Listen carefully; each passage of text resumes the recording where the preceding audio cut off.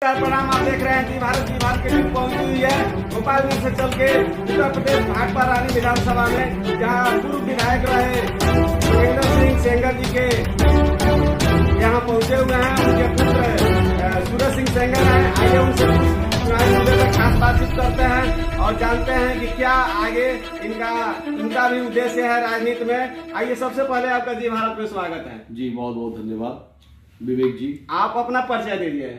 हमारा परिचय सूरज सिंह सेंगर, मैं जिला अध्यक्ष कुश्ती संघ देवरिया। अभी आपके विधानसभा और आपके प्रदेश में चुनावी दौर चल रहा है। काफी 3 पार्टियां, समाजवादी पार्टी, भाजपा और बसपा, और यह संग्राम चल रहा है। इसको किस नजरिए से देख रहे हैं आप? देखिए, जहां तक रही पार्टी संबंधित बात, तो मैं समाजवादी पार्टी से बिलोंग करता हूं और समाजवादी पार्टी यहाँ निरंतर समाजवादी पार्टी के एमएलए हुआ करते थे, क्योंकि हमारे पिताजी भी समाजवादी पार्टी की विचारधारा के थे और समाजवादी पार्टी के फाउंडर मेंबर भी रहे। और यहाँ समाजवादियों का गढ़ है। ये भाट परानी विधानसभा क्षेत्र जो है समाजवादियों का गढ़ है और यहाँ से विजय का पताका समाजवादी पार्टी, यहाँ के प्रत्याशी डॉक्टर आशुतोष उपाध्याय विधायक जी, यहाँ से फिर समाजवादी पार्टी की सीट जीतने जा रही है समाजवादी पार्टी यहाँ, और बहुत लंबे वोटों के अंतरों से जीतने जा रही है। अभी वर्तमान में भाजपा की सरकार है। 5 साल का समय काल जो भाजपा का चला है, इस पे आपको क्या कहना है? देखिए, इस पे हम यही कहेंगे कि मैं आपको इसके पीछे ले जाना चाहता हूं। हमारी सरकार इसके पूर्ववत रही है, तो आप अगर गोरखपुर से चलेंगे, ये एम्स जो है हमारे मुख्यमंत्री की देन है, यशस्वी मुख्यमंत्री अखिलेश यादव की देन है। लेकिन भाजपा की सरकार में, योगी जी के सरकार में ही इसका पूर्ण रूप से कार्य हुआ है। और जो आप एम्स की बात कर रहे हैं गोरखपुर में, पूर्ण रूप से बना हुआ जो कार्यरत है।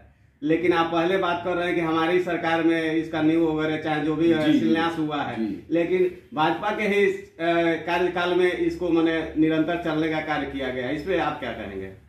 अब इन लोगों का तो झूठ बोलना काम ही है, क्या करिएगा। अभी तो वो केवल बोर्ड लगाना ही जानते हैं। काम हमारा और बोर्ड उनका। मेट्रो आप जो देख रहे हैं उत्तर प्रदेश में, जो मेट्रो लखनऊ चल रही है, ये हमारे अखिलेश सरकार की देन है। आप जो गोरखपुर से और सनसनाते हुए 4 लेन पे आ रहे हैं, ये हमारी समाजवादी सरकार की देन है।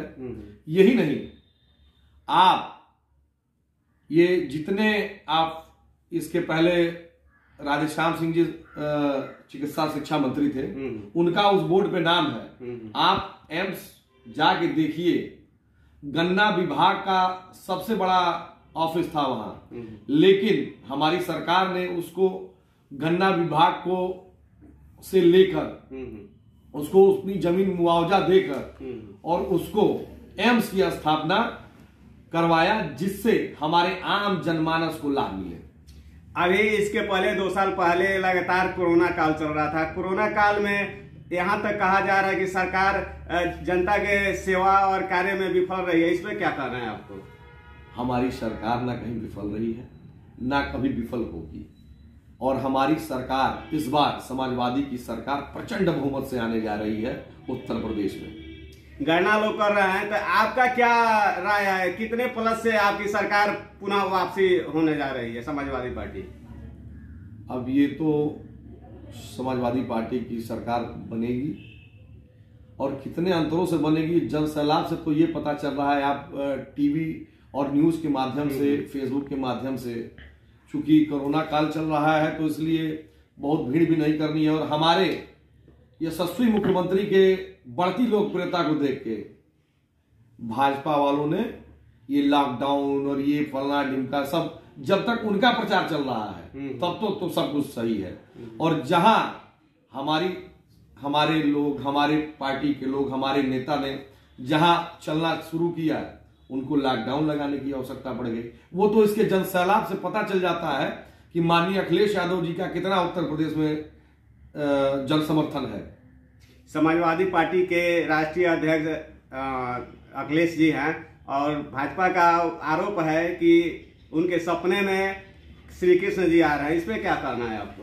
अरे तो हमारे सपने में भी तो आते हैं। हमारे सपने में भी श्री राम आते हैं और कहते हैं कि यहाँ अखिलेश यादव की सरकार बनने जा रही है। दूसरे बगल देखा जाए तो कहा जा रहा है कि जो राम को लाए हैं उनको पुनः लाने का काम किया जाएगा उत्तर प्रदेश में। इस पे आप क्या कहेंगे? अच्छा, हम हिंदू धर्म से आते हैं और हम हिंदू धर्म से आते हैं और ये बताया जाए राम को लाया किसने? अरे राम तो भगवान स्वरूप हैं, वो तो पहले से ऑलरेडी आए हुए हैं, उनके तो बनाए बनाए सब लोग हैं। तो ये तो कहना बड़ा गलत है कि जो राम को लाए हैं। अरे भाई, राम तो आए हुए हैं, राम तो भगवान के रूप हैं। ये तो कहना उनका गलत है कि राम को लाए हैं, ये तो उनका सेंटेंस ही गलत है। ये सेंटेंस ही गलत है कि राम को हम लाए हैं। अरे राम को आप नहीं लाए हैं, राम को आप नहीं लाए हैं, राम स्वयं सब में विराजमान है। भाजपा का एक लास्ट आपसे सवाल रहेगा। भाजपा कार्यकर्ता का एक आरोप है कि जो अखिलेश यादव का जो सरकार थी, सपा की सरकार थी, वो जंगल राज थी, और इस समय जो योगी जी की सरकार है सभी अपराधियों को जेल में ठूस दिया गया है, अपराध मुक्त कर दिया गया है उत्तर प्रदेश को। इस पे क्या कहना है आपको? इस पे कहना क्या है, आप देख ही रहे हैं कि केवल और केवल जो सरकार के विरोध में है उन्हीं पे कार्रवाई हो रही है, और जो सरकार के साथ है उनके लिए, यानी जो सरकार के विरोध में है उन्हीं पर बुलडोजर चलाया जा रहा है। जो सरकार के विरोध में है उन्हीं पे बुलडोजर चलाया जा रहा है। और यही नहीं, झूठे मुकदमे, आप पे कोई मुकदमा नहीं है लेकिन फिर भी झूठे मुकदमों में ये सरकार उनको, शरीफ लोगों को, बेरोजगार लोगों को लाठी चलवाने का काम कर रही है, और इससे हर नौजवान बहुत आहत है। युवाओं के लिए क्या कहे, युवाओं के लिए क्या संदेश देना चाहेंगे? कहा जा रहा है कि इनके सरकार में युवा बेरोजगार हैं, कोई रोजगार का सृजन नहीं किया गया, इस पे क्या कहना है? अब आपको के सामने ही है, माननीय मुख्यमंत्री जी आते हैं और जुमला पढ़ के, और मोदी जी जुमला पढ़ के यहाँ पे चले जाते हैं, जो लिखा लिखाया उन लोगों को मिलता है। वहां धरातल के विषय में कोई जानकारी उनको नहीं रहती है, या उन लोगों को जानकारी दी नहीं जाती होगी, ये भी हो सकता है। जो उनको पॉइंट मिला वो पढ़ दिए, हो गया। चलिए, बात करने के लिए बहुत बहुत धन्यवाद। इसके बाद भी हम लोग उत्तर प्रदेश के विभिन्न विधानसभा, भाजपा रानी है और भी है, जीरो ग्राउंड पे उसका सर्वे करेंगे और पब्लिक से भी जानेंगे। और एक चीज विकास के कार्य कैसे हुआ है कि नहीं हुआ, क्या कहना चाहते हैं? देखिए, आप समाजवादी पेंशन ले लीजिए, आम जनमानस को इससे लाभ था। वृद्धा पेंशन देख लीजिए, हमारी सरकार थी, बीडीओ, ग्राम विकास अधिकारी, ग्राम प्रधान और हमारे माननीय विधायक जी द्वारा स्वयं वृद्धा पेंशन, विधवा पेंशन की लिस्ट बनवाई जाती थी गांव में, उसके घर तक उसको पहुंचाया जाता था। यही नहीं, जो समाजवादी पेंशन था उससे सभी बुजुर्गों को लाभ था, लगभग लोगों को मिलता भी था, उसको बंद कर दिया गया। 112 जो हमारी समाजवादी सरकार ने, एम्बुलेंस से लोग मर जाते थे, मुझे याद है 2008 में हमारे पिताजी ने विधायक काल में अपने, उनकी सोच उस समय 2008 में थी कि हर यहाँ जो स्वास्थ्य केंद्र है वहां पे एम्बुलेंस रहे। उन्होंने अपने निधि से एक एम्बुलेंस चकिया कोठी में भी दिया था, जो इस सरकार में उसका पता नहीं है, अब जो भी उसका कारण रहा हो। और वही हमारी सरकार जब आई तो हर अस्पताल पर, हर पीएससी केंद्रों पर एक एम्बुलेंस उन्होंने दिया कि कहीं इस माध्यम से, एम्बुलेंस के माध्यम से किसी की जान ना जाए और वो आदमी सुरक्षित बिना पैसे का उसकी सेवा हो जाए और वो अस्पताल पहुंच जाए, उसकी सेवा हो जाए। अभी वर्तमान सरकार जो है, शिक्षा का भी स्तर बहुत काफी गिरा हुआ है, इस पे क्या कहेंगे? शिक्षा पे सरकार भी फल रही है।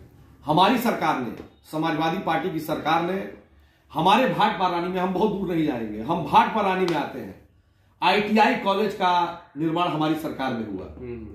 आज वो बिहार बॉर्डर पे भवानी छापर ग्राम सभा में है, लेकिन वहां आप स्थिति जाके देख लीजिए, खर मूंछ पतवार जम गए हैं वहां। यही ना सरकार की व्यवस्था है, यही तो व्यवस्था है। यानी आपके कहने के अनुसार जो 5 साल भाजपा समर्थित योगी जी की सरकार रही है, हर पहलू पर विफल रही है, विकास का कार्य नहीं हुआ है, यही ना? हाँ, वो केवल झूठ बोलने का काम, झूठ बोल के लोगों को भ्रमित करके वोट लेने का काम किया। और आज का मतदाता जागरूक हो चुका है और वो इस बार पूर्ण रूप से समाजवादी पार्टी की सरकार और समाजवादी पार्टी के विधायक डॉक्टर आशुतोष उपाध्याय को यहां से विधायक बना के लखनऊ की पंचायत में भेजने का काम करने जा रही है। वर्तमान जो विधायक आशुतोष प्रसाद उपाध्याय जी हैं, तो उनके रिगार्डिंग आप जनता से क्या अपील करेंगे? देखिए, हमारे विधायक जो यशस्वी विधायक हैं, उनके व्यक्तित्व का आदमी मिलना इस भाट पार में, राजनीतिक परिवेश में मिलना बहुत मुश्किल है। और जहां तक रही बात डॉक्टर आशुतोष उपाध्याय की, तो मुझे लगता है, मैं तो देखता हूं वहां कोई भी गरीब दुखिया आ जाता है दरवाजे पे और वो हंसते हुए जाता है, ये है डॉक्टर आशुतोष उपाध्याय। चलिए, जी भारत के साथ बात करने के लिए बहुत बहुत धन्यवाद। जी भारत के साथ विवेक सिंह।